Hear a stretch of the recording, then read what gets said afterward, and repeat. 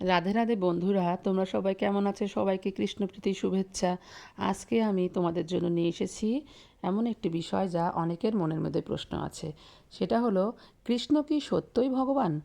ভগবান ব্রহ্মসংহিতায় তিনি নিজে বলেছেন, কৃষ্ণ যে পরমেশ্বর ভগবান তা তিনি স্বয়ং অর্জুনের কাছে প্রতিপন্ন করে বলেছেন, মত্তহা পরতরং নান্যত কিঞ্চিদস্তি ধনঞ্জয় ময়ূসর্বমিদম প্রতম সূত্রে মণিগণাইব। অর্থাৎ, হে ধনঞ্জয়, আমার থেকে শ্রেষ্ঠ আর কেউ নেই। সূত্রে যেমন মণিসমূহ গাঁথা থাকে, তেমনি সমস্ত বিশ্বই আমাতে ওতপ্রোতভাবে অবস্থান করেন। এটা বলেছেন গীতাতে। শ্রীকৃষ্ণ যে লীলা পুরুষোত্তম পরমেশ্বর ভগবান, বৈদিক শাস্ত্রে তার ভুরি ভুরি প্রমাণ রয়েছে। শ্রীকৃষ্ণ সেই ধামে নিত্যবিলাস করেন, সে ধামের নাম কৃষ্ণলোক। এই কৃষ্ণলোক জড় ব্রহ্মাণ্ডের মতো জড় পঞ্চভৌতিক উপাদানে নির্মিত নয়, তা হচ্ছে চিন্ময়। ব্রহ্মার মৃত্যুর সময় সঙ্গে সঙ্গে এই জড়জগৎ ধ্বংস হয়ে যাবে, কিন্তু কৃষ্ণলোক সনাতন ধাম, সেটা কখনো ধ্বংস হয় না।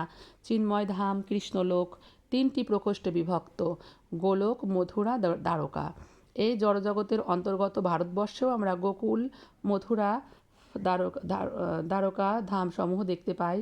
এই ধামগুলো চিন্ময় জগতে কৃষ্ণলোকের অভিন্ন প্রকাশ। শ্রীকৃষ্ণের ইচ্ছাতেই চিন্ময় ধামগুলি জড়জগতে প্রকাশ হয়েছে।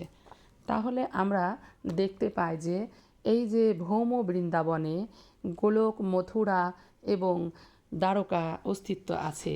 আসলে যদি কোনো বস্তুর অস্তিত্ব না থাকে, তাহলে পৃথিবীতে তার পরিচয় কখনো থাকতে পারে না।